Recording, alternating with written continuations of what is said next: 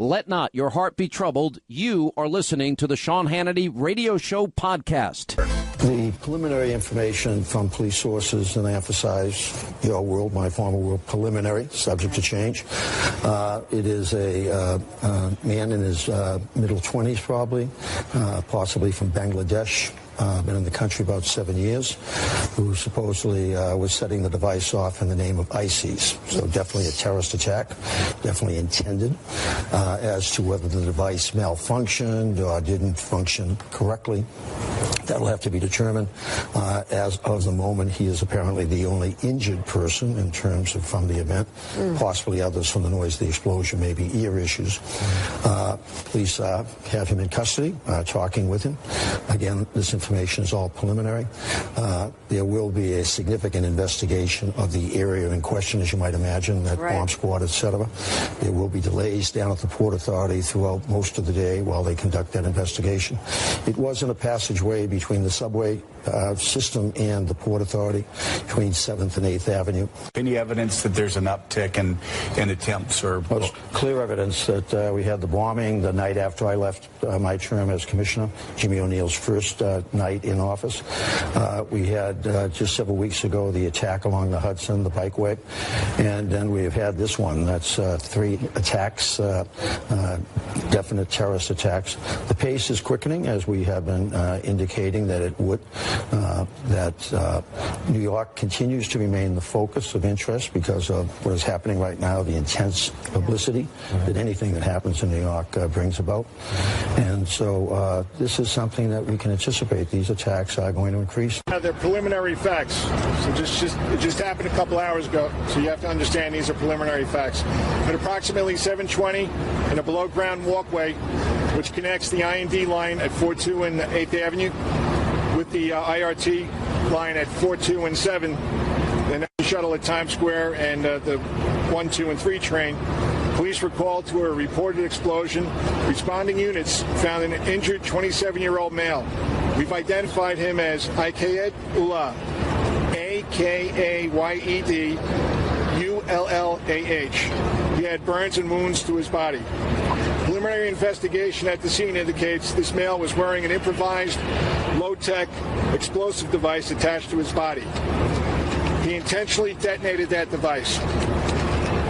Looks like there are 3 other people in the immediate area also sustained minor injuries, but Dan Nigro is going to talk about that. The subject was placed in custody and transported to Bellevue Hospital. Immediate police response to the scene included members of the Transit Bureau, Emergency Service Division, Bomb Squad, Counterterrorism, MTA Police, State Troopers, and the FBI's Joint Terrorist Task Force.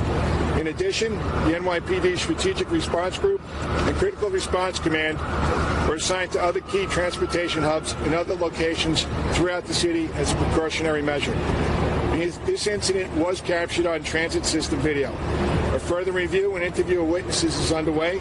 A thorough background investigation into Akayed Ullah is being conducted by the Joint Terrorist Task Force. We are asking anyone who may have any information about this individual or incident to call the terror hotline, and that's 888-NYC-SAFE. Let's be clear, as New Yorkers, our lives revolve around the subways. When we hear of an attack in the subway, it's incredibly unsettling. And let's be also clear, this was an attempted terrorist attack. Thank God the perpetrator did not achieve his ultimate goals. Thank God our first responders were there so quickly to address the situation, to make sure people were safe. Thank God the only injuries, as we know at this point, were minor. All right, those are the sounds from yesterday and the latest terror attack. Here you have in New York City, and this guy strapping a bomb on himself. This could have been far worse during morning chaotic traffic in New York in the subway station down by Times Square. And, no more perfect time to bring on our good friend, Jonathan Gilliam. He has a brand new book out. It's out today. It's called Sheep No More. I was honored to write the foreword for this book. And you have wonderful people, my buddy Marcus Luttrell and some other wonderful people. Dave Webb was one of them. Then you've got a lot of military people, Rick Unger, all of our friends literally reading this book and loving it, The Art of Awareness and Attack Survival. It happens to be something that Jonathan and I discuss privately a lot because of my love of martial arts and self-defense. And the attitude is we can't be sheep anymore. I mean, this is like a terror attack a week. This is, and it's happening not just here, but all over the world. And I don't think most people are prepared to deal with any situation. And that's what I've learned in the 5+ years now that I've been doing martial arts, basically awareness and attack survival. Look at what you've discussed over the past month alone, Sean. You've talked about sexual predators. You've talked about terrorist attacks. You've talked about people at the top of the FBI and our government that are criminals, basically. What this book does, and I know that's a huge stretch of different types of criminality, but the reality is all attackers build target packages on what they want to attack. They find a target. They look for the vulnerabilities. They look for the critical times, critical areas for those times. They look for the best avenue of approach, and then they exploit those things, and they create a target package. We can be doing the same thing, Sean. If you look at your life, when you get up in the mornings, when you commute to work, when you're here at the studio, you go to Fox, you commute home, you have about 5 to 10 different sectors in your life.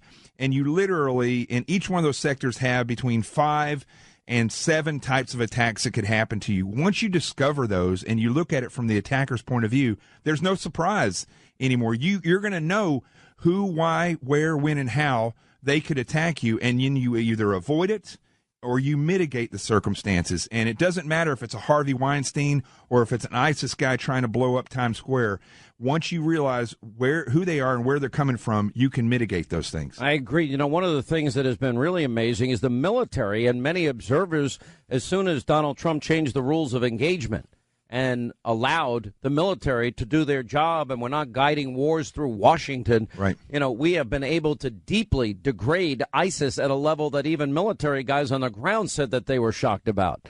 All right, let me play. A lot of this was also connected to chain migration. Right. And this gets to the issue of vetting refugees and building the wall. Let me play what the president said about ending chain migration. Before we begin, I want to address the terrorist attack that took place yesterday in New York City and to praise the first responders, local police, and federal law enforcement for their quick action. They did an incredible job. There have now been 2 terrorist attacks in New York City in recent weeks carried out by foreign nationals here on green cards. The first attacker came through the visa lottery, and the second through chain migration. We're going to end both of them. The lottery system and chain migration. We're going to end them fast. Congress must get involved immediately, and they are involved immediately, and I can tell you we have tremendous support. They will be ended.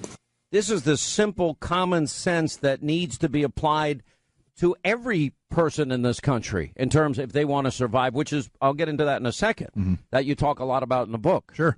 Listen, it doesn't matter if it's chain migration, if it's the way the State Department sets up vetting overseas, or the way that our military is now allowed to fight. What happens, or look at stop and frisk and the surveillance of the mosques that were stopped here.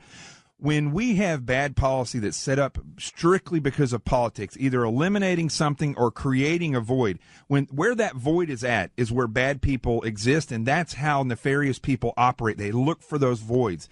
The fact that the president identified chain migration, he's identified the borders in this country, he's identified so many different vulnerabilities, and also the rules of engagement. He's identified those vulnerabilities, those voids where these bad people operate, and he's eliminating those, shows you that he is understanding and his awareness is heightened, and he understands where these types of political mistakes have been made, so he can fix these things and close the gap on these bad people. You have to look at this on the micro level and on the macro level. We as a country, we've got to fight radical Islamists. We've got to fight mullahs in Iran. We've got to fight evil wherever it exists. But, you start out by actually defining key terms, predator and prey. Mm-hmm. And one of the things that drew me to you as a friend was when I do self-defense, which is Krav Maga, Kempo, Jiu-Jitsu, boxing, blade and firearm training. That also includes defensive blade and firearm training. If you have a gun pointed at your head, what you do. If you have a gun at your back, if you have a gun at your chest. Yeah. If somebody pulls out a blade, which can be more deadly than a firearm in some instances, if somebody's, trained in the use of that blade. Sure. You're telling people that they have got to understand what this is about for them and what they need to know and how they're going to deal with evil if it confronts them in life. Exactly. Sean, if you go look at the animals on the plains of Africa, you have the lions, which are the predators, and you have, like, let's say the gazelle, who are prey. But the gazelles don't show up at the water hole completely clueless, looking at a cell phone with no idea where the bad guy's going to come from.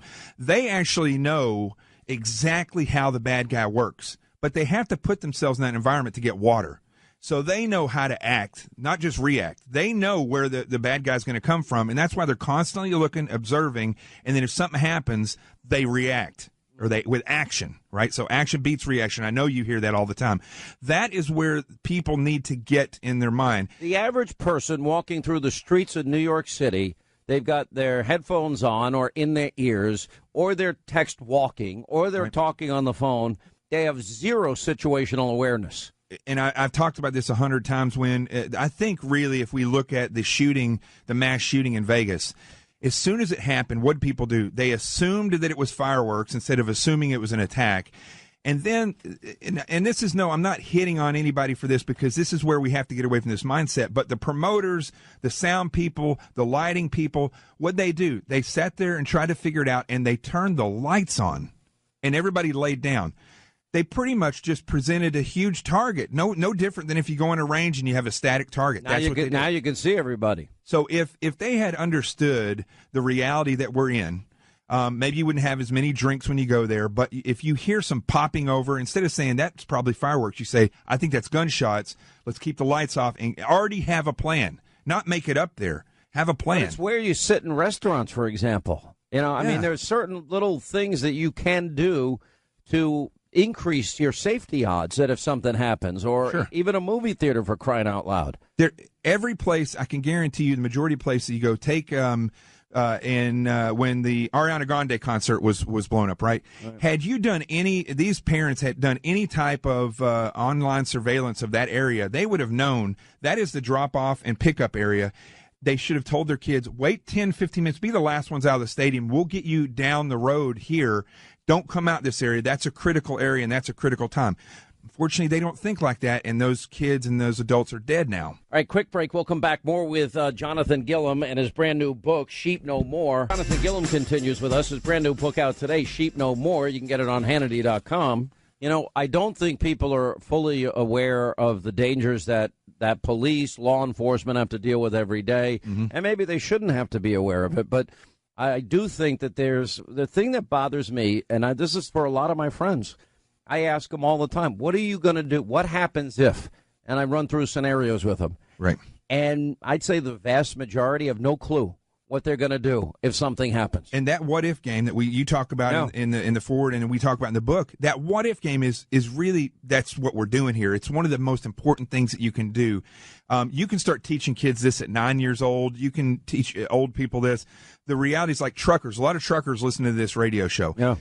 They park their trucks in places where they wouldn't normally park their truck. Right. They should be able, before they park there, they should get on Google Earth, do a map study of where they're at. I would call the local precinct and say, I'm parked here. They may not want to hear it, but now you've identified who you are and that you're here. Right. These are things that you have to think of before you get there by playing the what if game. All right, let's talk about the rest of the book here. As you put it all together, you talk about escaping, evading, fighting, fear, the defender, building an attacker's target package. The reality is we're all sitting ducks in some way or shape. Some ways. Right. These women that were going up to Harvey Weinstein's hotel room, they could have pre-thought that out. It was no surprise he was going to try to pull that on people. Why not bring somebody with you? Why not bring another person with you, a guy with you, your manager? You see, these are things that you can do to mitigate these circumstances. If I was a female working for NBC and I knew Matt Lauer was a predator, I would have made sure before I went into that room that I had somebody with me, or I had somebody calling me within 3 or 4 minutes to tell me, just so I could say, oh, I got a meeting, I got to go. There's ways that you can think like this predator and then actually mitigate the circumstances. We have to get to a point. And the other thing you just said there is, instead of saying, if you get yourself into something like happened in Times Square, it's not run, hide, or fight. It's escape, evade, or fight. Escape means that you're doing your best to get out of there, but using cover and concealment. Evade means you may hide, but you're going to continue to move. This is a self-defense book and something you're going to learn about how to keep yourself and your family safe and learn a lot about how dangerous this world can be. It's called Sheep No More. Jonathan Gilliam. We'll put it on our website, Hannity.com. The Art of Awareness and Attack Survival. 800-941-SEAN is our number. Good congratulations on the book. We really love it. And we're glad it finally came out. Sean Spicer at the bottom of this half hour as we continue. Let's put it this way. There is absolutely no collusion. That has been proven. When you look at the committees, whether it's the Senate or the House, everybody my worst enemies, they walk out, they say, there is no collusion, but we'll continue to look. They're spending millions and millions of dollars. There is absolutely no collusion. I didn't make a phone call to Russia. I have nothing to do with Russia. Everybody knows it. That was a Democrat hoax. It was an excuse for losing the election. We've learned about Donald Trump Jr. eagerly accepting a meeting to get dirt on Hillary Clinton from somebody he was told was a Russian lawyer. We've learned with the Comey plea agreement with George Papadopoulos, former foreign advisor for the Trump campaign. We've learned that he was told by a professor with ties to the Kremlin in April 2016, long before I knew anything about the hacking or the public knew anything about the hacking, that the Russians were claiming that they had damaging information. Now, you said in January 2017, this year, that you knew of no collusion. Did you know of those two events? No, I did not. And the statement I made at the time was true. I had no direct evidence of collusion. Now, we had lots of concerns because we were aware of multiple meetings that were going on, while at least my part was not aware directly of the content of these meetings. But we were certainly concerned, and the metaphor I've used before is I think our dashboard warning lights were clearly on about what was going on. But to say specifically that we had evidence of smoking gun evidence of collusion, no. But, of course, a lot more has come out that's, raises, I think, circumstantial questions, if nothing else. But Mr. Clapper then went on to say that, to his knowledge, there was no evidence of collusion between members of the Trump campaign and the Russians. We did not conclude any evidence in our report. And when I say our report, that is the NSA, FBI, and CIA, with my office, the Director of National Intelligence, that had any reflection of collusion between the members of the Trump campaign and the Russians. There was no evidence of that in our report. Was Mr. Clapper wrong when he said that? I think he's right about characterizing the report, which you all have read. We did not include any evidence in our report, and I say our, that's NSA, FBI, and CIA with my office, the Director of National Intelligence, that had any reflection of collusion between members of the Trump campaign and the Russians. There was no evidence of that included in our report. Have you seen anything, either intelligence briefings, anything to back up any of the accusations that you've made? They have the documentation that they did the hacking. The hacking. On the DNC. Right. And on some of us, that have. But the collusion, though? No, we have not. Do you have evidence that there was, in fact, collusion between Trump associates and Russia during the campaign? Not at this time. Have you seen anything that suggests any collusion between the Russians and the Trump campaign? Well, there's an awful lot of smoke there, let's put it that way. People that might have said they were involved, to what extent they were involved, to what extent the president might have known about these people or whatever. There's nothing there from that standpoint that we have seen directly linking our president to any of that. Did evidence exist of collusion, coordination, conspiracy between the Trump campaign and Russian state actors at the time you learned of 2016 efforts? I don't know whether or not such collusion, that's your term, such collusion existed. I don't know. The big questions, of course, is there any evidence of collusion you have seen yet? Is there? Listen, there is a lot of smoke. We haven't smoking gun at this point, but there is a lot of smoke. Dianne Feinstein has said there's no evidence of collusion. So collusion between whom? Can you tell us that? I'm not prepared to say that there's proof you could take to a jury, but I can say that there is enough that we ought to be investigating. At the time you separated from service in January of 2017, had you seen any evidence that Donald Trump or any member of his campaign colluded, conspired, or coordinated with the Russians or anyone else to infiltrate or impact our voter infrastructure? Not beyond what has been out there open source, and not beyond anything that I'm sure this committee has already seen and heard before directly from the intelligence community. Our source is not the Russian government. So, in other words, let me be clear. Russia did not give you the Podesta documents or anything from the DNC. That's correct. All right, so there you have it. Again and again, a year's investigation. No evidence. The one guy that knows, Julian Assange. Oh, it's not Russia. It's not a state. And then, of course, we've got pretty much everybody saying the same thing, even including James Clapper. No evidence of Trump-Russia collusion, but they don't stop. They don't stop ever. They're never going to stop. Their goal, what they want to do, is absolutely to destroy this president at any cost, any way imaginable. I talk about the forces against the president. We got the deep state. We got a corrupt media. We got Democrats. They don't want to do anything for this president. Weak Republicans and never Trumpers. In other words, the same people that hate anybody that likes Trump. Hence what we've been dealing with all weekend. Silence everybody. The number one censorship group in the country. The number one group, the most anti-free speech movement in the country.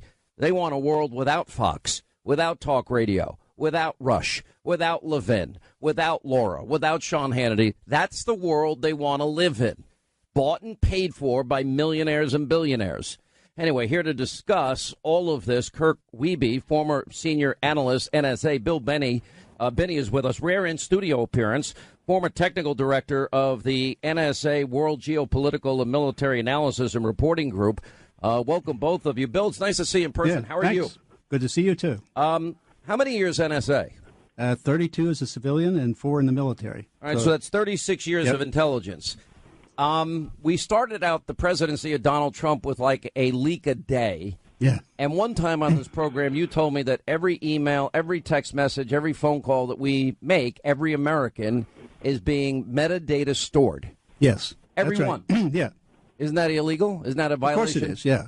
But you can't get them into court, which I'm trying to do. I've got I'm supporting 3 separate lawsuits alleging the violation of the Constitution, First, Fourth, Fifth, and Sixth Amendments. Yeah. So in other words, we have to go against our own government as weaponized intelligence. Yeah, that's right. So all the time we talked about the weaponization of the IRS under Obama against Tea Party affiliated groups, that turned out we got an apology recently. Yeah. A little late. Yeah, but that also came out of that data too, because they showed the entire relationship of the Tea Party with anybody else that was trying to join that to get 501c3. So the IRS knew that right away, and they had direct access to that. With all that we hear, it's like every time Donald Trump has gotten momentum, there's always something that throws the momentum off. Are you saying that they have everything they already want on Trump? They've already surveilled him to such an extent.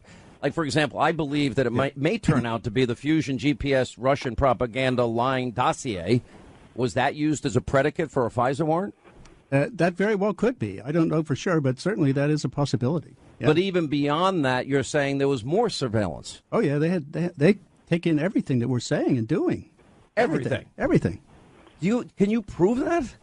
Well, yeah, I've proved it. I've already got the proof in the documents that I've submitted as sworn affidavits to the appeals courts. Well, so basically we have no freedom, and this is the predicate of a police state, what you're describing. Yeah, I think Goethe captured it pretty well. He basically said that no one is more hopelessly enslaved than those who falsely believe they're free. That's us.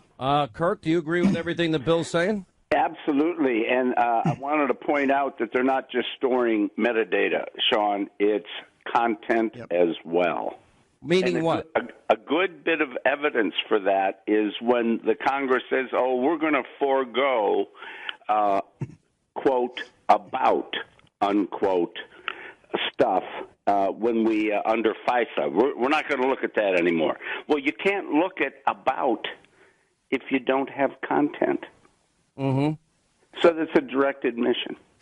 So what are we then to believe in terms of, now that we know it's a bought and paid for propaganda dossier that they denied for a year? Just stay on the dossier for a second.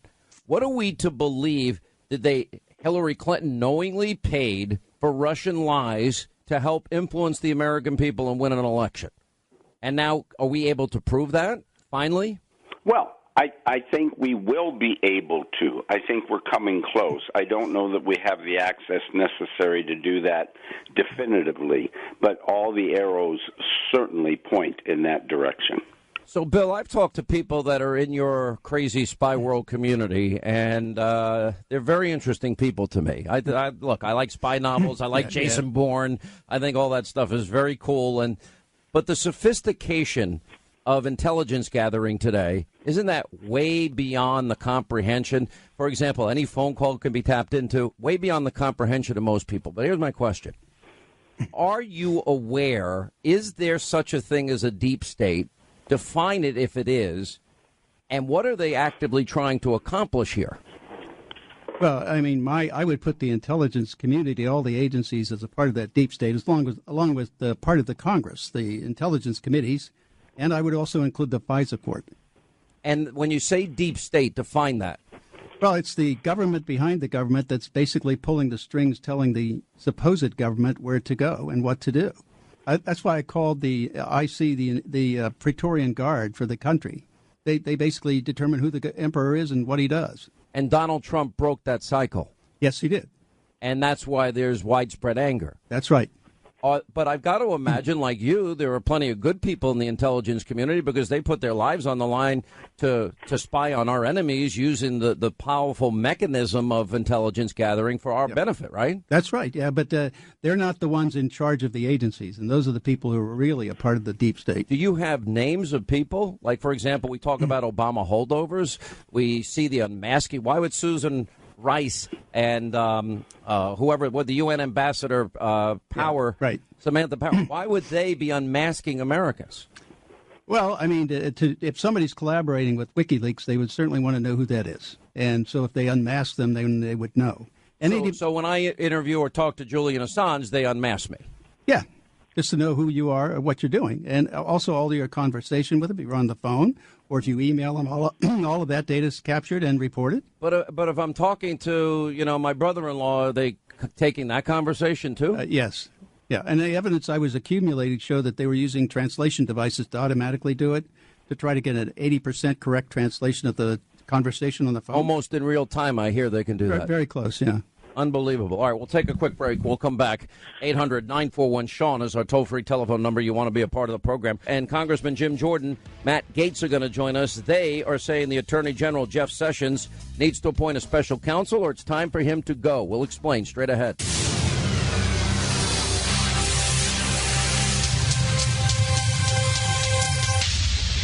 Have you seen any evidence that this dirt, these emails, were ever given to the Trump campaign? Not so far. Not so far. Have you seen any communications that suggested that the Trump campaign wanted them to release them through a different means? Because obviously they were ultimately released by WikiLeaks. No, I have not. All right, as we continue, Sean Hannity Show. Kirk Wiebe, former senior analyst for the NSA. Bill Binney is a former technical director for the NSA World Geopolitical Military Analysis and Reporting Group. Kirk, how many years were you in the NSA and involved in intelligence gathering? 32, including military service. All right, so you guys have combined, no offense, you both are like 100 years experience here. I listen to you, and the average American listens to you. Somebody once said to me, everything that the Obama holdovers, the deep state, ever wanted against Donald Trump, they already have. Is that true? Yeah, they sure do. I mean, these people have access to everything, as Bill has been saying. They're in, by virtue of that, and because knowledge is extreme power, they have people right where they want them. They can blackmail them. They can threaten them. They can use anything against them. And the average employee doesn't even know that. I mean, what's really going on is known by the higher-ups, the higher-up managers. They're pulling the strings. Mm-hmm. Well, who are the managers current? Are the managers from the Obama administration? Is this like passed on from generation to generation? I don't think it's passed on. I think they're part of the holdover from the Obama. That's not to say, though, that there weren't holdovers from Bush where the whole thing started. The whole mass surveillance began under Cheney and Bush. And let me ask Bill this question. Then how does Donald Trump defend against something as illegal as what you're describing? Well, I think he really has to get the Department of Justice moving against these people and start putting some in jail for the crimes they're committing. If he does that, then others will see that and start to stop. And he can do that. Yes, he can.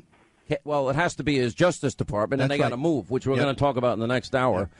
Great to see you in studio. I appreciate all your work. A little scary. You guys, if you wrote a novel like this, I'm not sure I'd even believe it. Kirk, thank you, too, my friend. Hope to see you one day in the studio. 800-941-SEAN, toll-free telephone number.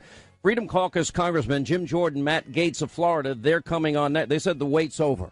They're calling on the Attorney General, Jeff Sessions, make things happen and get to the bottom of Fusion 1, the Russian dossier, or frankly, maybe he needs to go. We'll get to that more next Sean Hannity Show. This fake dossier, it was made up, and I understand they paid a tremendous amount of money, and Hillary Clinton always denied it. The Democrats always denied it. Well, I think the uranium sale to Russia and the way it was done, so underhanded, with tremendous amounts of money being passed, I actually think that's Watergate modern age. This was the Democrats coming up with an excuse for losing an election. It's an election that's very hard for a Democrat to lose because the Electoral College is set in such a way that it's very hard to lose that election for a Democrat. They lost it. They lost it very badly and very easily. I mean, you look at the votes. It was 306 to what, 223 or something. They lost it by a lot. They didn't know what to say, so they made up the whole Russia hoax. Now it's turning out that the hoax is turned around, and you look at what's happened with Russia, and you look at the uranium deal, and you look at the fake dossier, so that's all turned around. We know there was a huge amount of content being produced in places like Macedonia. We know that WikiLeaks, which is basically a front now for Putin, was more than willing to publish stolen emails from the DNC, from John Podesta, and that then those emails were weaponized with ridiculous, absurd, untrue stories being churned out, on and on. So there's a lot we know already. You followed this extremely closely. Well, I started following this back in the summer of 2016 because there was something going on. When the DNC hack happened, we had a huge political crisis when Republicans physically broke in to the Democratic Party's records back in the so-called Watergate years. This is a different kind of theft. And it's. Do you think this is bigger than Watergate? I think it's probably bigger than Watergate because it is about the future. So you write in your book that the impact of voter suppression didn't get enough attention in 2016. Mm-hmm. And there was one study that found that there were 1 million lost votes in the 2016 election. So do you think voter suppression cost you the election? I think it contributed to the outcome. I think in a couple of places, most notably Wisconsin, I think it had a dramatic impact on the outcome. You said Bob Mueller's a zealot. He is. And you were emphatic about it. He is. I had experiences with him. What kind of experience? Well, I had a case, and my colleague Harvey Silverglade and I went to see him in Washington, and we started to talk about prosecutorial and misconduct by the FBI, and he cut us off. And he said, it's a non-starter to talk to me about FBI misconduct or prosecutorial misconduct. It's a non-starter. He doesn't want to hear about that. He is in the business of protecting the FBI, protecting prosecutors at all costs. I don't suggest he's unethical, but he's very zealous, and he uses a tactic that's very questionable. I would argue, then, that's probably what makes him good at his job. Is that wrong? It makes him effective at his job. But the job of a prosecutor is to do justice, not to get as many notches on his belt as possible. And I think this tactic... You believe that's what he's... Well, I think he's... Look, he is the special counsel. He has an enormous budget. He has a man with his target on his back, the President of the United States. He's not going to be satisfied until he gets to the President or people very close to him. That's the danger of a special prosecutor. Wow, Alan Dershowitz in that last comment, pretty powerful. You know, Hillary will blame anybody and everybody. There's no evidence at all that any Republican had anything to do whatsoever with the DNC leaks of WikiLeaks and Julian Assange. I wish somebody, Mueller or somebody, besides Dana Rohrabacher and myself, would ask the one guy on the face of this earth what evidence he has that would show it's not Russia, and we could put this whole mess to an end. And the American people deserve the truth after all this, whatever the truth is. And he's told me multiple times it's not Russia. Like him, dislike him, doesn't matter. He's the one that knows. Anyway, was this all a massive plot to destroy Donald Trump? Was it actually organized and orchestrated? In other words, I've always talked about 5 forces against the president, the deep state. And, of course, you got liberal Democrats. They don't want the president to succeed. This president has dealt with nearly a leak a day of intelligence and an unmasking and then leaking intelligence and, you know, all this stuff happening. Then you got a media that hates him. Then you got Republicans that hate him. Then you got never-Trumpers that are at war with him. Was this a plan that was hatched, and who did it? Well, that's the thesis of a brand new book by Ed Klein. It's called The Plot to Destroy Donald Trump. Ed Klein, you may remember, former foreign editor of Newsweek, former editor-in-chief of the New York Times Magazine, contributing editor of Vanity Fair. And every time you write a book, all those people that you used to know, love, and like, and that praised your work, they hate you. Is there a plot to destroy? Was this plot hatched in December, as you're saying? And what evidence do you have? Well, according to a senior Clinton campaign strategist who worked for Hillary in both 2008 and 2016, Hillary Clinton personally authorized her campaign chairman, John Podesta, to launch this controversial Donald Trump Russian dossier. Not only that, Hillary approved Podesta's decision to pay for the dossier by funneling campaign funds, I believe unlawfully. Now, it's interesting because this has just all come out after a year of lying. And this book had to go to press how long ago? Oh, I'd say about 2 months ago. Yeah. I mean, for those that don't know the publishing business, you knew about this 2 months ago. Yes. And now we've been able to prove that. Absolutely pinned it down, Sean. There's no question in my mind. She paid for the dossier. The dossier was delivered to the Clinton campaign by Fusion GPS, that's the opposition research firm, in the summer of 2016. And Hillary read it. And I'm told by this campaign strategist who was there, she was thrilled by its salacious content. She even bragged about it, so much so that the people in her Brooklyn campaign headquarters knew about it. They all knew about it. Not all. The top echelon knew about it. And she said, and I'm quoting now, according to this campaign strategist, "This is my secret weapon, and it's going to blow Trump out of the water." That's what she said. And it all ended up being Hillary, DNC, Obama bought and paid for lies, propaganda, misinformation, disinformation. That's right. From Russia. From Kremlin Secret Intelligence Service types who are working to get this disinformation into our system. And this is the dossier that claimed that Donald Trump was in the Ritz-Carlton with 2 hookers who were urinating in his bed. All BS, as you know. All of it. Right. And yet it was repeated all over television. Well, even worse than that. Jennifer Palmieri, who is the communications director of Hillary's campaign. Total hack, yeah. Oh, boy. And Brian Fallon, her press secretary, leaked this stuff to friendly reporters and congressmen. And this stuff got into large circulation among the media, which did not repeat the words because they couldn't prove it. But the very thesis that there was a collusion took effect, and that's where it started to spread. If you listen to the left, they're going to tell you, and their arguments all over TV, which is predicated on a lie, is that, well, Republicans, and now we know it was the Washington Free Beacon and what's his name, Paul Singer, that they funded this. That's true. But they didn't fund Steele's research. That's right. Which is a very big distinction. None of this was Russian related. They were just doing simple research. Research, right. In your book, you say that this is a plot. Everyone's going to say you're a conspiracy theorist, that it was a real plot to destroy Trump. I assume you're talking about the deep state and other ways that was initiated in the Obama White House. Does this have to do with the unmasking? Yes. Does this have to do with intelligence leaking? On December 16, Susan Rice, the National Security Advisor, was invited to the family quarters of the White House for a dinner. My source was at this dinner. She presented a scheme or a plot or whatever you want to call it to unmask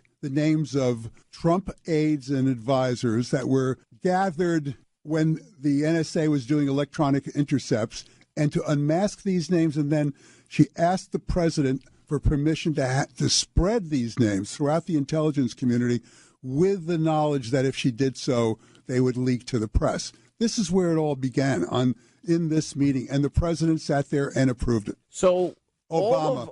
So in other words, when you hear the UN ambassador Samantha Power in the course of an election year, now this I guess predates this meeting with Susan Rice in the residence at the White House, because she was unmasking 230 some odd, almost right? an unmasking a day. And why would the UN ambassador ever need to do that? And you got Susan Rice and Ben Rhodes and everybody else involved in this. Yeah, Ben Rhodes is a big player in this unmasking thing, because he was Susan Rice's deputy, but he really, in a sense, ran the National Security Council under Susan Rice. And he was the guy, of course, who did the Iran deal for Obama. He's a real bad actor in this situation. You claim, and I think I'm one of the few in the country that believes and knows and understands what the deep state means. Yes. And there is a deep state. And the FBI has infiltrated the deep state. And I actually print an FBI report in this book about that. Okay, this is what I want to know. You have two exclusive FBI reports in the book that prove the existence, of the deep state, that are working against Trump. I'll get to the ISIS side of it in a second. How do you have that information? What do those reports specifically say and claim? Well, those reports say that agents of the FBI, and this is a written report, that I actually saw, that was delivered to the director of the FBI from the field offices. About 2,000 interviews took place, and they infiltrated meetings in Washington and other places where these rogue elements in the bureaucracy were being taught and told how to slow walk the agenda of the Trump administration, how to make files disappear, how to erase computer files. And a lot of this information was being instructed to them by union organizers, and this took place in a church in Washington, D.C. This is one meeting. So this is the FBI has no doubt. They didn't use the word deep state, but they did describe what is the deep state. All right, we'll come back. We'll pick it up. Ed Klein is with us. The plot to destroy Trump. How many #1 bestsellers have you had? This will be the third. This will be very confidently. How many bestsellers have you had? Well, this one is going to be number one. I kind of suspect you're right. All right, we'll take a break. More with Ed Klein. We have a lot of ground to cover here. We may hold him past the bottom of the hour. As we continue, Sean Hannity Show. Joining us is Ed Klein, #1 New York Times bestselling author. His brand new book out, The Plot to Destroy Trump. And we were talking about the deep state and how they're working against Trump. Now, we know that this deep state exists, and what we're really talking about is weaponizing the powerful tools of intelligence gathering, where they could listen into any conversation of any American anytime. That's right. Bill Binney, who's been on this program, says every call, every email, every text message is all metadata gathered and secured in some of these data centers that the government has. And we know that the intelligence community set out from the very beginning with John Brennan, who was then the head of the CIA, to undermine Donald Trump. And Brennan was a terrible opponent of Trump. He hated the idea that Donald Trump was trying to make a deal with the Russians on certain areas where they could cooperate, such as, for instance, Syria. He did, and this went against Brennan's religion, if you want to call it that, and the religion of the intelligence community. And this intelligence community has been rogue ever since Trump won the election. Well, to me, that is key, because if the weaponry of intelligence is turned against the American people, and it has been, if you're unmasking Americans for no good reason at all, just for political purposes. For example, was the FISA warrant based on the phony, salacious Hillary Clinton bought and paid for dossier? We don't know, but we assume that probably was. Oh, I think it was. Yeah, I do too. Now, that would mean any evidence that they gotten out of that would be inadmissible in court, wouldn't it? Right. Why otherwise would James Comey have briefed Trump and Obama on this dossier if he didn't think it was valuable and usable for intelligence purposes? It wouldn't make sense. No, of course not. Yeah, in a lot of different ways. All right. What about the FBI reports warning that ISIS ties to the anti-Trump resistance and highlighting the danger of domestic terrorism from anti-Trump radicals? You're saying basically this is a propaganda campaign that was hatched. You're talking about the ISIS connection, yes, right? Yeah. Okay, here's the FBI, what they say. Quote, there is clearly overwhelming evidence that there are growing ties between U.S. radicals and the Islamic State, as well as several ISIS offshoots and splinter groups. This is the greatest challenge to law enforcement, and this is still a quote, since the Weather Underground and the Black Panther Party. And who's connected to this? So here's what happened. The FBI, in the summer of 2016, sent a group of agents to Germany for the G20 summit of chief, industrialized countries. Right. And there were a lot of protests on the street, and they discovered that Antifa, these American violent groups, were taking part in these protests. So they followed them. And what they discovered is that they had contacts with Al-Qaeda operatives and ISIS operatives. And when they went deeper into it with Interpol and others, they discovered that our locally grown left-wing anarchists who are smashing everybody, property and beating up people. Occupy Wall Street, Antifa. Those whole groups were getting instructions on how to make bombs and how to use... From who? And how do you know this? How do I know? From the FBI report, yeah. And you're printing the report inside the book? The entire report is printed. All right, we'll take a break. Ed Klein is with us, the plot to destroy Trump, and he's talking at length about the intel of the left's what he's saying is a conspiracy to take down the president of the United States. But when you look at all that's happened in a year, have we ever had this level of unmasking, ever have this abuse of intelligence weaponry? Now we have the admission that, the IRS was used as a weapon against the American people. All scary stuff. We'll take a break. At one point, the Attorney General had directed me not to call it an investigation, but instead to call it a matter, which confused me and concerned me. But that was one of the bricks in the load that led me to conclude I have to step away from the department if we're to close this case credibly. Joining us now, Tom Fitton is with us, and Tom is the president of Judicial Watch, and we've got to send out major kudos to these guys because they have uncovered more information regarding both the Loretta Lynch tarmac meeting and the relationship between Mueller's special lieutenant, this ever corrupt Andrew Weissman, and his relationship and praise of Sally Yates, who, of course, defied the president's orders as an Obama holdover. And I'm so in awe, so proud of you. Weissman is now caught sending to Yates, which it shows, just like in the case of this guy, Peter Strzok, that they have political agendas, and it's anti-Trump and it's pro-Hillary. Well, how can these people possibly be involved in these investigations? It is so corrupt. Tom Fitton joins us right now. How are you, sir? Hi, Sean. Good to be with you again. Thank you. All right. I want you to explain in detail the Freedom of Information Act request. If I'm not mistaken, I think you filed this back in May of this year. You finally got a hold of it. A couple of smoking guns come out of this. Among them, Andrew Weissman, who I have explained in great detail on this program, was the guy in the Anderson Accounting, Enron, Merrill Lynch cases, and how he is praising the woman that defied the president and an Obama holdover. It's interesting. Acting Attorney General Sally Yates, the Obama holdover that President Trump kept for 2.5 weeks until she broke all the rules and refused to enforce his his temporary immigration ban from terrorist countries, we thought it'd be interesting to get her emails from the time she was acting Attorney General. I think 2.5 weeks worth of emails. Of course, we didn't get them. We had to sue back in May, and we just got them, and they show emails from various Justice Department officials praising her. And what stood out among those emails was this email from Andrew Weissman, which you quoted earlier, talking about how he was in awe of her. Well, this guy, by the way, was head of the criminal fraud section of the Justice Department, probably still is technically while he's over there working for Mr. Mueller, and he is Mr. Mueller's top deputy.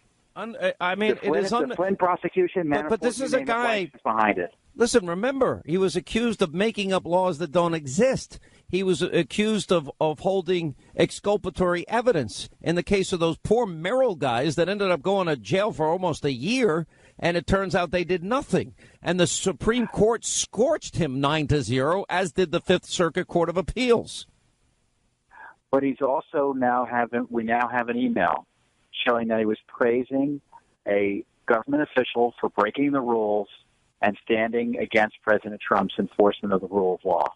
So this guy doesn't want to follow the rules. He admits it in the email. This guy is abusively biased. President Trump. You cannot have political partisans, and this is my point from the beginning, and I had no idea how right I was. And that is, why is Mueller appointing people that only donate to Obama, Clinton, and the DNC? Why did he pick somebody like Weissman with his atrocious record? And then we find out he picks Peter Strzok and Peter Strzok's girlfriend, and they have a pro-Hillary, anti-Trump bias. And then you've got this guy praising Sally Yates, and one has to ask how politicized the criminal justice system is if these are the people that Mueller has appointed, and if they were not driven politically and ideologically from the get-go. Well, that's right. I mean, the deep state is running our government, and when Mueller comes in, any special counsel comes in, he takes these officials from the FBI, the top echelons of the FBI and the Justice Department, and they don't believe in what the president's trying to accomplish, and they have a right to believe that as U.S. citizens, but they're not allowed to bring those views to their job. They're supposed to enforce the rule of law in a neutral way, and they've demonstrated through these emails that they're not willing to do that, praising lawlessness, attacking President Trump while he's running for office, while praising Hillary Clinton in the case of Peter Strzok, while he's supposed to be investigating her. This is strike two for Mr. Mueller, and I've long believed that he's out of control. His office is compromised, and it needs to be shut down. We can't trust what this special counsel is going to do. Even if you're a leftist, you should want to shut it down because it's so compromised. You're not going to get a fair hearing or a fair result, even if you don't believe that Mueller or the Russia collusion scandal is a unicorn, as we believe. Yeah. Well, listen, I'm going to tell you from my perspective. Well, let me first go on to the other news that you were able to pick up here. And I did like your line that you felt that the FBI probe of Hillary's emails and Mueller's investigation of Trump is irredeemably compromised. One of the things that we've now learned this week is that Comey and Strzok and others, that they had exonerated Hillary in every way imaginable before they even did the full investigation. And your group, Judicial Watch, sued the feds to release the documents pertaining to the former Attorney General Loretta Lynch's tarmac meeting with Bill Clinton just days before she made her decision as it relates to Hillary Clinton and exonerated her, which was highly and totally inappropriate, and how she lectured and Comey obeyed, I guess, the order not to call it an investigation, but to call it a matter. And, of course, then the drafting of this took away the legal language of gross negligence to extreme carelessness. But anyway, it took, 6 weeks after the Justice Department, after the ruling for the Justice Department, to turn over 29 pages. Well, I don't think they turned out to be particularly good for you.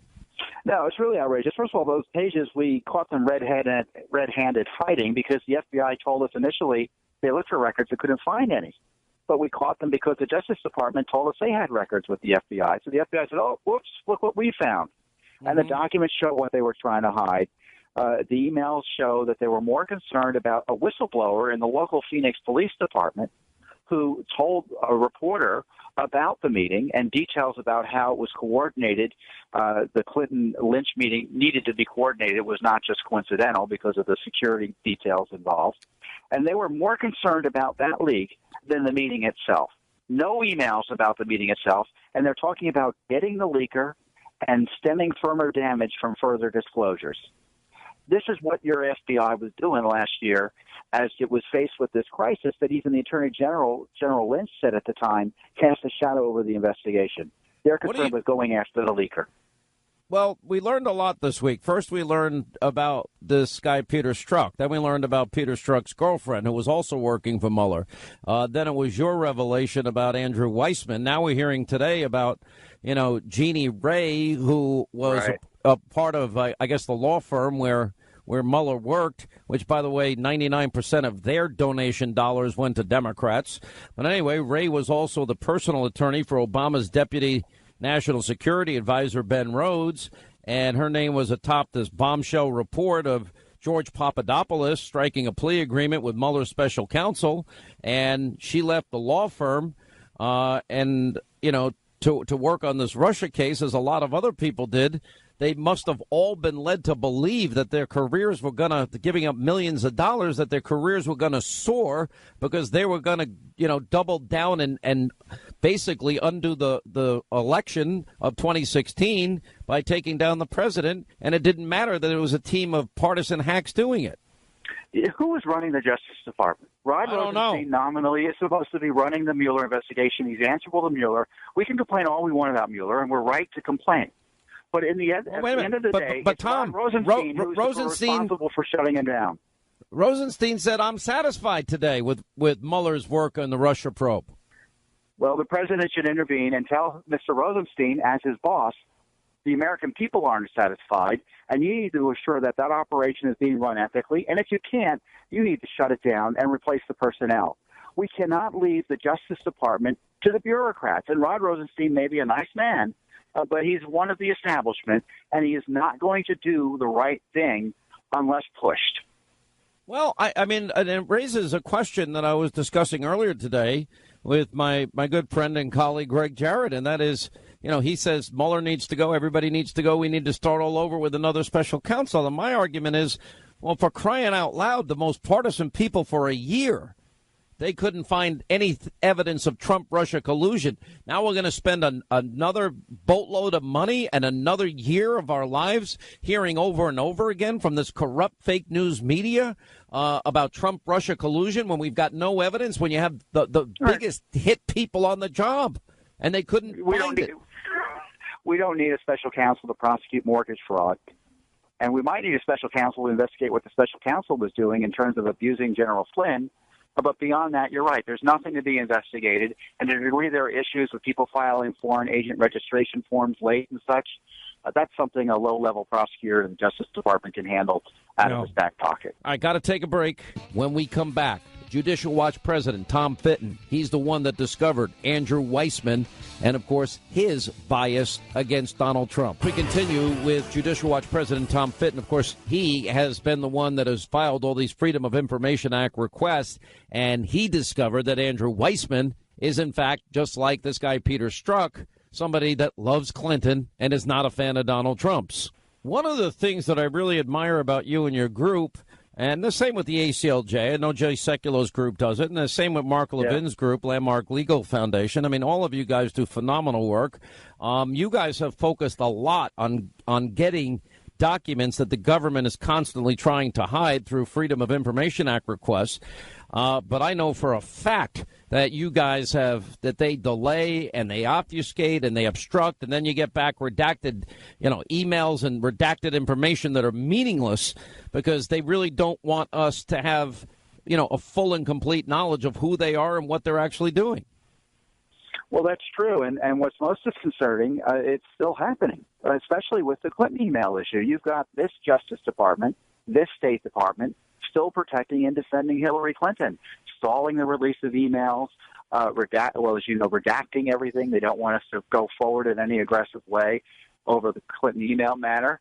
It's really disturbing to see that the administration of a president elected to drain the swamp, his appointees, are continuing to protect one of the chief examples of the swamp think, which is Hillary Clinton's approach to the rule of law, which was to undermine it. Doesn't this now mean, because the fix was in, that if we have equal justice under the law, if laws matter, doesn't it mean that they've got to start from scratch on one important issue? If Comey and Strzok and all these anti-Trump, pro-Hillary people were in charge of the investigation into the email server scandal, doesn't this now warrant, because I know laws were broken. We know we know that classified, top secret, SAS, special access program information, the highest level of confidentiality. We know that she had it on this private server in a mom and pop shop bathroom. We know she destroyed such materials, also a crime. We know that she used acid wash and bleach bit and deleted the emails. We know they busted up these devices with hammers, which to me is clear obstruction of justice. You know, I was asking Alan Dershowitz about this last night. You have to have intent. Well, if you use bleach bit and you bust up devices and you delete the emails, that tells me there's motive because those emails were subpoenaed.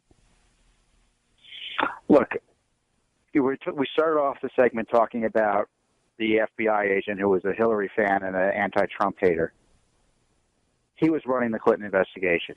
If that doesn't tell you it's been compromised, what other evidence do we need? It needs to be reopened. We need I don't know if we need a special counsel per se, but if we're going to have a special counsel, let's be sure it's under the control of elected or appointed officials subject to confirmation by the Senate. And the Attorney General or his designee should appoint a special counsel, bring in a U.S. attorney, and start over again with the Clinton email scandal investigation. Obviously, they didn't do an investigation. You know, and that raises questions about Comey. I mean, is that by definition, and I know you've got a team of lawyers over at Judicial Watch, if James Comey and others had no intention of doing their job from the get-go and the fix was in, isn't that in and of itself an obstruction of justice case? Well, you know, maybe. What I think is interesting is that Comey illegally leaked information to the New York Times, it looks like, in order to get this special counsel appointed. This whole thing was he left with documents, some of which may have been classified. This and then whole he thing, material it just reeks of corruption. I am flabbergasted this is happening in the United States of America. You know, I don't know, frankly, forget about the investigations being redeemable. I don't know if the FBI as an agency is redeemable after what its leadership over the last several years has done to it. And I know there are a lot of agents there who are great, but the leadership is off the rails, out of control, and oblivious to the damage done to the institution. And I don't know if the institution can be reformed and restored. I really don't. Yeah. All right. Well, I really applaud the work you're doing. Thank you so much. Tom Fitton is the president of Judicial Watch. Thank you, Tom, for being with us. All right, we got our news roundup, information overload coming. When we come back, Congressman Biggs of Arizona, Gates of Florida, Louis Gohmert of Texas, Ainsley Earhart stops by, and we'll talk to her about all this breaking news and much more. 800-941-SEAN if you want to be a part of the program. We are in the sewer, the swamp that is our nation's capital, Washington, D.C., and we'll continue. You know, I don't get credit for one thing. It always bothered me. I spent a tiny fraction of what she spent and we won. You know, in the old days, if you spend less and you win, that's a good thing. Over here, you don't get any credit for it. We spent 25 or 30%. She was at, what number? 2.2 billion, I understand. 2.2 billion. Do you think those consultants made a couple of bucks on that election? Didn't she spend 12.4 million on a dossier that was a total phony? Right? 12.4 million? Boy. So we spent a tiny fraction, think of it, a tiny fraction of the money, and we won. But we won because of people like you. And about 7 million tweets with political content shared just before and just after the election. About 1 in 5 tweets, 20% of them, came from accounts traced back to Russia, WikiLeaks, and junk news sources. And the researchers say, and that's what the shading is about here, they were disproportionately targeted to some swing states. That's right. We're actually correcting a story that we have been reporting throughout the day today about an email that was sent to the Trump campaign, to then candidate Trump, Donald Trump Jr., and others during the heat of the campaign season. This email included a decryption key and also a link to where they could access some of these hacked WikiLeaks documents from the Democratic National Committee. Now, we've been reporting that this email came on September 4th. That was before some of these documents were publicly available, but we have just obtained a copy of this email. And instead, we now learned that this email was on September 14th. So that is 10 days later than what we originally reported earlier today. And this appears to change the understanding of this story, because initially it seemed perhaps they were being offered access to documents that were not yet publicly available. But in this email from an individual named Michael Erickson, they do direct the Trump campaign to some publicly available documents, hacked documents from WikiLeaks, as well as from the former Secretary of State, Colin Powell, saying that those documents are indeed available. Now, our initial reporting on that September 4th date was based on two sources who had seen this email, but that information was incorrect now based on a copy of the email that we have obtained this afternoon. So, Brooke, it just shows that perhaps the initial understanding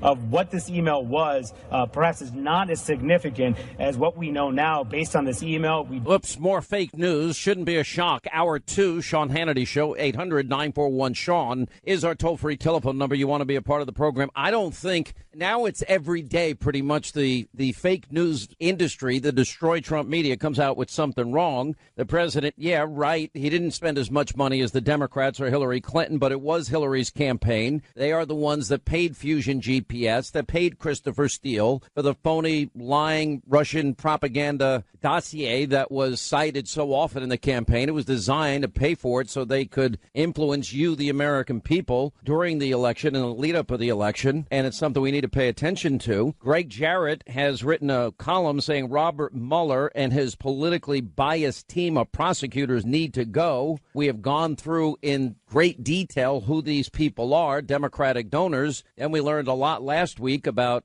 people like Peter Strzok, a guy that is sending texts that he loves Hillary, hates Donald Trump. And Peter Strzok is up to his eyeballs in everything, the Clinton email server scandal, the dossier. He's there interviewing Cheryl Mills and Uma Abedin and Hillary Clinton and General Michael Flynn. And yet he's got a built-in bias, Andrew Weissman, because of his tactics and unethical practices. Well, tens of thousands of people lost their jobs at Anderson Accounting when he was involved in that case with Enron. And then, of course, a number of Merrill Lynch executives went to jail. He had two decisions go against him that were massive. 9-0, the U.S. Supreme Court ruled against him, and the Fifth Circuit Court of Appeals showed he was wrong. He has a history of not passing on exculpatory evidence, making up laws, and other unethical behavior. Anyway, joining us to go through all of this, Greg Jarrett is with us, Fox News legal analyst. Sidney Powell, federal appellate attorney, former federal prosecutor, author of the book License to Lie. Thank you all.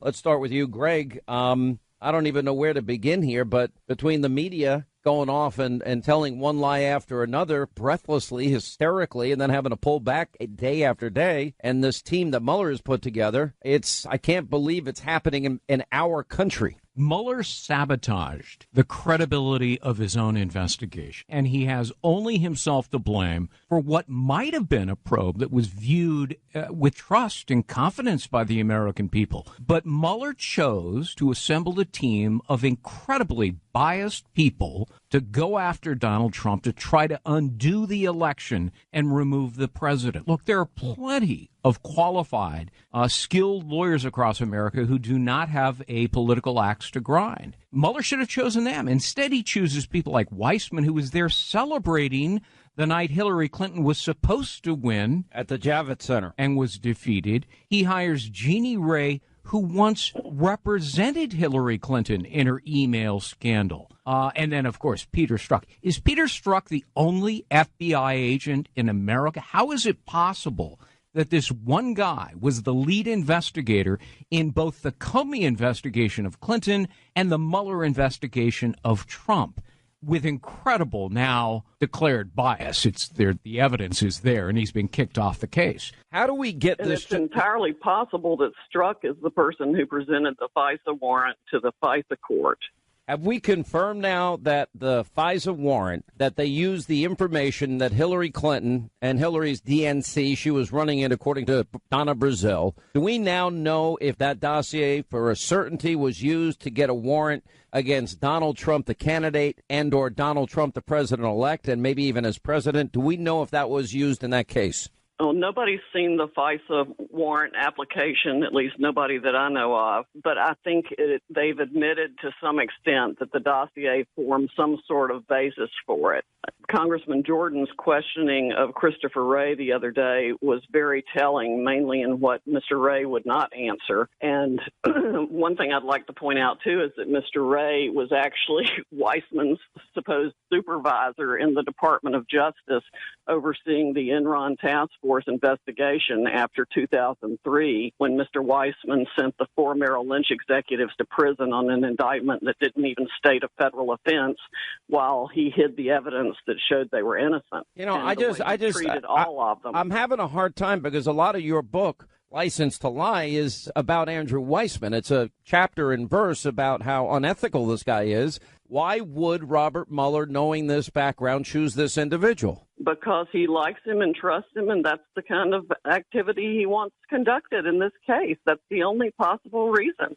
The book has been out since 2014. I didn't write this book to help President Trump. I wrote it to sound the alarm because of what I'd seen as a practicing lawyer. I never intended to be an author. So the bottom line, what I saw was so egregious I had to write it. So basically you've got Mueller's team covering for Clinton, and that means Comey, writing an exoneration before he investigates the email server scandal, and then persecuting every Trump associate with varying standards of intensity. All these guys are thick as thieves. They have been together and worked together. They've been friends and allies and partners. Weissman, Rosenstein, Mueller, Comey.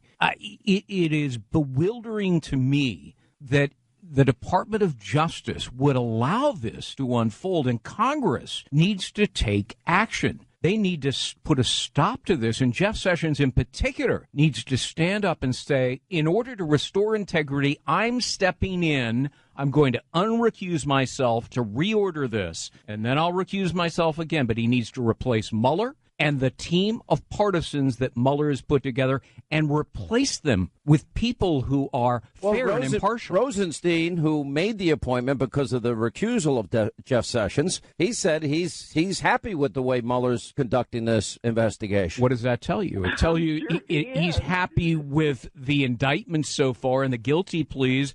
And Rosenstein likely knows that these guys are going after the president to undo the election. So, of course, he's tickled pink that it's going that way. Sydney, let's talk about the... Go ahead. You go. Rosenstein, Mueller, Weissman, and Comey go back 20 to 30 years together. Oh, that says a lot.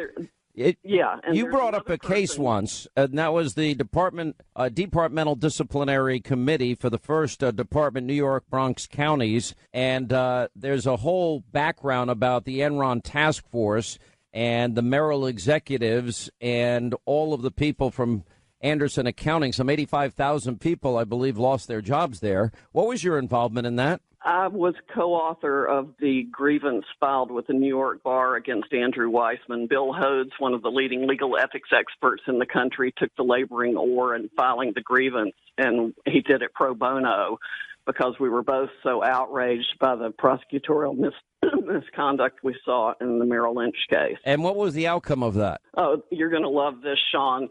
The Department of Justice was defending Mr. Weissman on the grievance because he was Mueller's general counsel at the FBI at the time. The New York Bar, without even telling us, held it for about 4 months, then sent it to Department of Justice Office of Professional Responsibility to decide the grievance. So the same entity essentially defending Weissman decided that he had committed no wrong. Did you see the report this weekend, Greg Jarrett, about Fusion GPS trying to tie Donald Trump through the dossier and other means to this guy Epstein and this Orgy Island mess? Did you see that? I did see it, yeah. Rowan Scarborough, the Washington Times, has a piece out on it today. Yeah, look, Fusion GPS and Simpson, who helped fund it through the Hillary Clinton campaign, and the DNC and Christopher Steele. I mean, all of this violates federal criminal statutes. You cannot give money to a foreign national during the course of a political campaign. And why is it that there isn't a Department of Justice investigation into that? I'm hoping that there is, and they're simply keeping it secret. There's another Department of Justice connection to this whole thing, too, and that's Deputy Assistant Attorney General Bruce Orr, who was recently demoted within the Department of Justice because he had met with and has ties to Fusion GPS and that Trump dossier. And why he wasn't fired instead of demoted is beyond my comprehension. He had his office 4 doors down from Rosenstein. Stay right there. We'll continue. Sidney Powell, Greg Jarrett, 800-941. Sean, if you want to be a part of the... As we continue, Greg Jarrett and Sidney Powell are with us. All right, so all three of us seem to agree that there's nothing but a group of, if you talk about Bruce Orr and you talk about Lisa Page and Peter Strzok and Jeannie Ray and you talk about all these people and Weissman, straight on down the line, I was watching all weekend and the coverage seems to be, the president's defenders are out there trying to discredit the special counsel. And my argument, Sidney, is he discredited himself by putting in a team of people that are abusively biased. He did. These are all people with very strong and deep ties to the Clinton campaign. And there is no way anyone can have any confidence in the veracity of what comes out of this investigation, the way it's headed. Here's what I think happened. It led by Peter Strzok, the FBI agent, who apparently made incredibly disparaging remarks about the president and correspondingly supportive comments about Hillary Clinton. He decided that if Hillary Clinton were indicted as she should be for the email scandal and the Espionage Act, she wouldn't be president and Donald Trump would. So he and others set about conjuring out of thin air a way to exonerate her. And they went about and they accomplished it. It made no sense to any lawyer in America, but they did it. And then when she didn't win. 1 second. Hold on to then she didn't win. That now means that we didn't have a fair That's right. investigation. So it should start again, shouldn't it? The statute of limitations has not run yet, and they need to move very quickly to reopen and re-examine the evidence. The evidence is there. A fair-minded lawyer would say, all right, let's give it to a grand jury. So when she didn't win on election night, these same people then decided, out of retribution and revenge, that they are going to do whatever they can to kick Donald Trump out of office. And if that means manufacturing crimes where crimes don't exist, so be it. And that appears to be what they're doing. Sidney? There's irrefutable public proof that Hillary Clinton committed a 1001 violation, which is what they've charged General Flynn with and what they charged Mr. Papadopoulos with. It's in her testimony to Congress where she said there was no classified material on her server. I mean, there are YouTube clips of it that people have tweeted. I mean, its evidence is right there. So there has never been a fair investigation of the Clinton situation, and there's nothing fair about the investigation that's going on now. It's very troubling. I told somebody the other day, we're not just playing whack-a-mole, we're playing whack-a-hydra these days. Well, how do you untangle this mess, Greg? Well, I think the only way to do it is to have Attorney General Sessions bring in a new special counsel and a new team of prosecutors free of conflicts of interest who will conduct a fair and unbiased, objective investigation. Justice requires it. And you cannot expect Rod Rosenstein, who's already deeply conflicted, to do it. He is the acting attorney general in the Trump-Russia investigation. He needs to be removed. Mueller needs to be removed. Weissman, Jeannie Ray, Aaron Zebley, Peter Strzok has already been removed. Andrew Weissman, all of them need to be Strzok removed. has only been removed from the investigation. He should be removed from the FBI. I agree. All right, I want to thank you both for helping us go where no one else apparently in media wants to go, and that's towards the truth and fighting for equal justice under the law. Thank you, Sidney. We appreciate it. Greg, we'll see you tonight on Hannity, 9 Eastern. When we come back, we have Patrick Poole, national correspondent, PJ Media, retired lieutenant with the NYPD. Bill McGroarty is with us. 800-941-SEAN is our number. We'll take a quick break. We'll come back. We'll continue straight up. My new book, Through Your Eyes, is now on store shelves, and I am donating a portion of the proceeds to Folds of Honor, which is an organization that provides scholarships and assistance to the spouses and children of fallen soldiers. Thank you, Folds of Honor. My name is Carolina Guerrero. I am from El Paso, Texas. I am currently attending the University of Texas at El Paso. I'd like to thank Folds of Honor for awarding me with a scholarship. I'm from San Antonio, Texas, and I'm attending Baylor University as a biology major. My father served 20 years in the United States Army as a Green Beret. He's 100% disabled. I'd like to thank Folds of Honor again for allowing me to attend Texas A&M University and fulfill my dream. Thank you. I would say it's a group effort, but as we head into the holidays, it's a happy time for many of us, but the realities are there are over 1 million dependents in this country, so spouses and children who've had somebody killed or disabled defending our freedoms. And that's why we're here on the couch today, and we're brought together to ensure we can bring a light of hope into an inherently, very dark situation. But as Americans, say thank you for our freedoms. Thank you so much for what you're doing for our fallen soldiers and their kids. And I thought when I'm writing the children's books, I want to do something for not only our military, but for kids. So that's the book. And Major Dan, take a look at this. Oh, my gosh. Ainsley Earhart is donating $50,000 to Folds of Honor. That's coming out of my paycheck because so many people out there have bought the book, and a portion of the proceeds is going to your organization. You guys know I'm not speechless very often, but unbelievable. And more importantly, that's 10 lives of children that will go to school literally this year. We had an amazing year at Folds. We awarded almost $16 million in scholarships. We have millions in unfunded requests from families. And you can't help but think about the title to your book, Through Your Eyes. All right, 23 now till the top of the hour. 800-941-SEAN is our toll-free number. You want to be a part of the program. I was actually watching Fox and Friends this morning, and I saw this whole thing unfold. And as you know, we have associated ourselves here on this program with many military charities. The Freedom Alliance, they have a similar thing where they give scholarships to the children of fallen heroes or severely injured heroes. And they've done an amazing job. Colonel North and his group over the years have been fantastic. Another group that I'm really proud to be associated with is Building Homes for Heroes, those that are severely injured. I've met so many of these guys. They got a new home that they're going to be unveiling down in Florida this month of December coming up. And I'm going to try and make it down there if I can and be there for the opening of the house, because these homes are built specifically for the injuries that these brave men and women have. And I was watching this today, and I'm thinking, all right, well, Christmas is coming up, and Ainsley Earhart, she's one of the co-hosts of Fox and Friends. She's offering a part of the money she's made from her #1 best-selling New York Times book, Through Your Eyes, My Child's Gift to Me. She's given now $50,000 to Folds of Honor, and I saw Major Dan Rooney. He's the CEO and founder of Folds of Honor, and I welcome you both to the program. Ainsley, welcome back, and Dan, it's an honor to see you. By the way, I think you could fill in for Brian or Steve any day. I thought you did great today. Not Ainsley, though. No, you couldn't fill in for Ainsley. Nobody can fill in for Ainsley. She is one of a kind. Well, number one, I was kind of inspired by it because you actually put together a montage of the kids that are benefiting from the scholarships. And I know you used examples in Ainsley's original home state of South Carolina. Yeah, affirmative. So in Ainsley's book, obviously funded 10 scholarships, and we wanted to show her the impact she was having.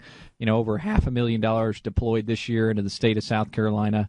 And what we do is real, and the stories of the lives that are impacted are real, and we're really proud to obviously have Ainsley and her amazing new book supporting us. It's sad in so many ways. Now, I know we've made changes at the Department of Veterans Affairs.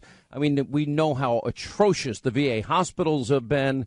And it's frankly been nothing but outright corruption. And I was watching this, and Ainsley, maybe you can pick it up from here. You guys actually challenged your audience this morning, and I thought I wanted to kind of add to it a little bit if we can here on the radio. And you asked people, I think it was, $17 a month? Am I getting that right? Yes, it's $13 a month. $13, why sorry. 13? There are 13 folds that bring the flag to its triangle shape. Right. And we challenge people, if they became a wingman and pledged $13 a month to Folds of Honor, that we would send them Ainsley's book, Through Your Eyes. And we've had over 300 people. That's what it's going to take for me to get a copy of the book? I never got a copy from Ainsley Earhart's new book.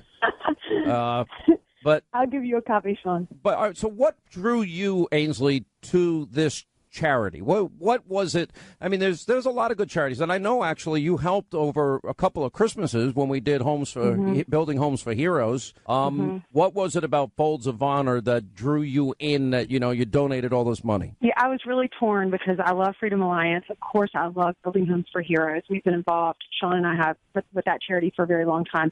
Many of the anchors at Fox have been involved in that because Andy Pujol lost so many people that he loved in 9/11, and he gave up his job on Wall Street to start building homes for these severely injured veterans. And I met one guy, I did a story, and he was burned on 60 or 70% of his body. And his story truly changed my life. I spent a few days down in Florida with his family, and his parents left New York, left everything behind to go be with their son, and they built a house in their son's honor down there. So I love that organization, and that was tough. But I was writing children's books, and I wanted it to be a charity that involved the military but still involved children. And so I believe there isn't a coincidence. I believe that God puts people in my life and all of our lives at the right moment. And so I was praying about it and doing my research, and I just asked God to send me the right charity.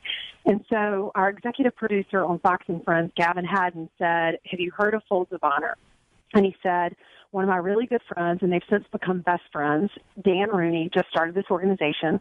It's now a platinum rated organization, which means they give the majority more than, what is it, Dan? You give 90% of your proceeds back into the organization, back to scholarships. Yeah, historically, Ainsley, we're right about 90 cents of every dollar going back to fund scholarship programs. That's amazing. That's a really high rate, and really high rate. And it's very expensive to do this.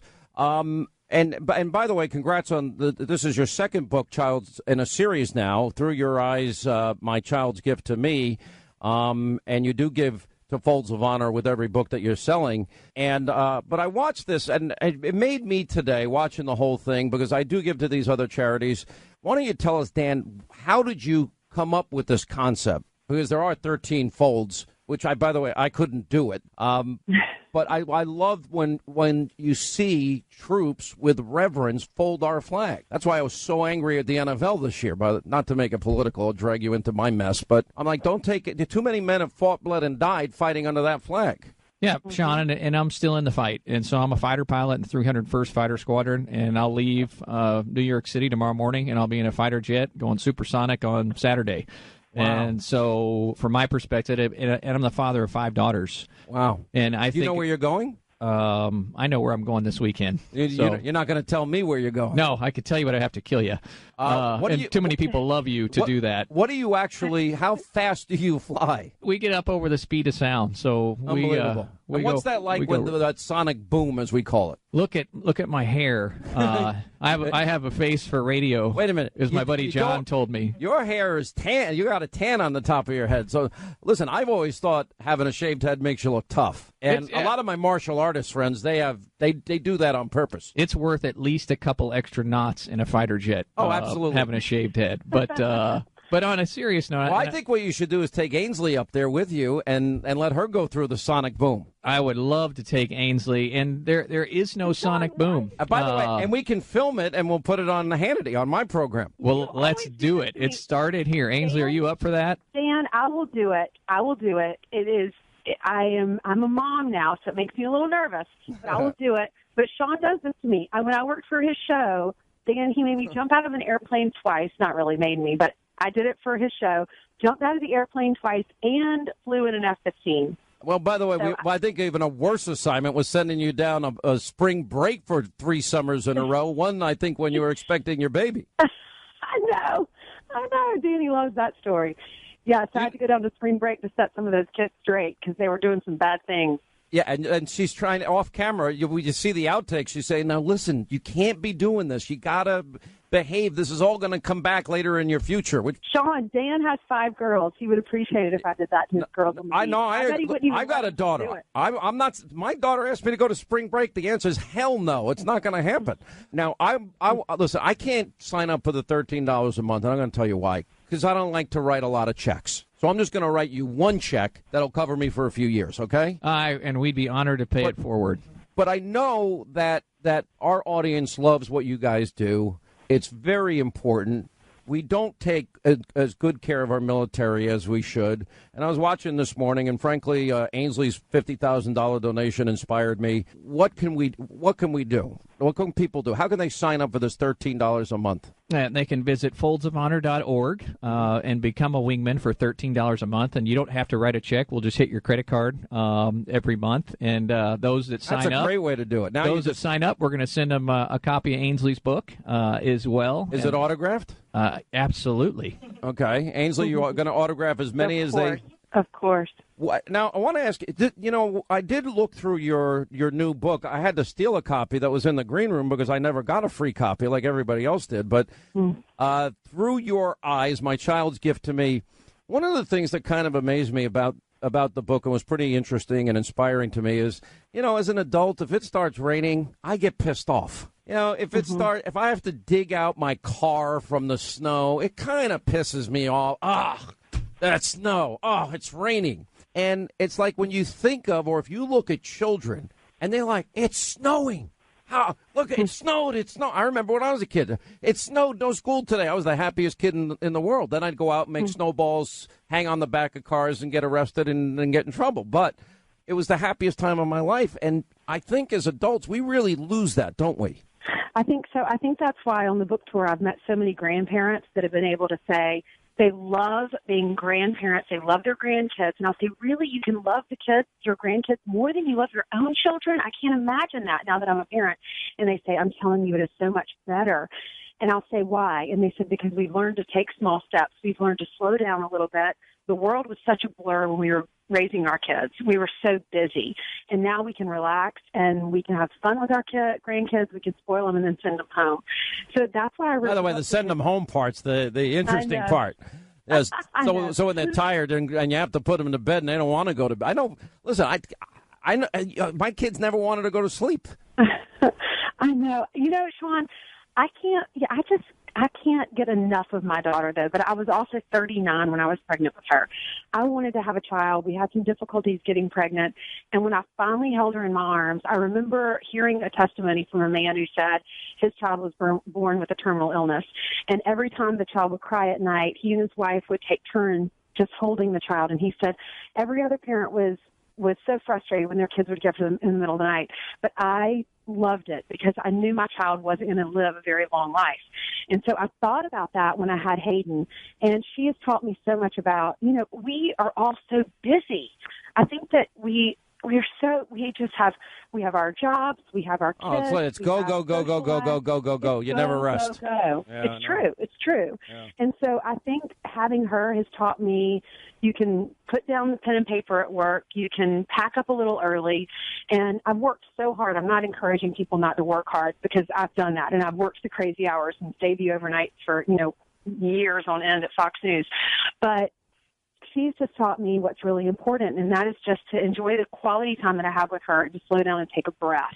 That's so that's what the book is about. That's a great Christmas message, and the book is called Through Your Eyes, My Child's Gift to Me. It's in bookstores everywhere, and if you go to Dan's website for Folds of Honor, you'll get a free copy of Ainsley's book, and you can sign up $13 a month, and you can help put these kids through college. And where do they go to do that, Dan? Yeah, spouses and children through college at foldsofhonor.org. And freedom isn't free, and we'd be honored to pay it forward and send you a copy of Ainsley's amazing book, Through Your Eyes. Well, that was extremely generous. I will be sending you a check. I'm really glad you do this. God bless you. And Ainsley, thanks for being with us. I thought it was a great segment this morning. Can I add one more thing? Yeah. One more thing? I'm going to be in Dallas on Sunday signing books at 1 o'clock. On Sunday, December 3rd. So if you live in Dallas, please come out and meet me so I'm not at the table by myself. It's at West. I doubt that's going to happen. What? I doubt that's going to be the case, but okay. Okay. All right, we'll put it on our website. And thank you both for being with us. Great job, both of you, and we appreciate your time. And Merry Christmas to everybody. We have a lot to be thankful for, and giving back, I think, is a key responsibility of everyone that's been so blessed by our military. Quick break. We'll come back. We'll continue Sean Hannity Show. All right, we have an amazing Hannity tonight, 9 Eastern on the Fox News Channel. I mean, we have so much breaking. We may have a huge development on Uranium One. I'm not sure if it breaks tonight, and it'll be about the FBI under Mueller's failure. I'll explain. Let not your heart be troubled. But this is going to be big. Also, Michelle Malkin and Dan Bongino and Dana Lash and Larry Elder and Tommy Lahren, all tonight, 9 Eastern. But listen, all right, Hannity tonight at 9. Awesome show, I promise you. 9 Eastern on the Fox News Channel. As always, thank you for being with us. We'll see you back here tomorrow.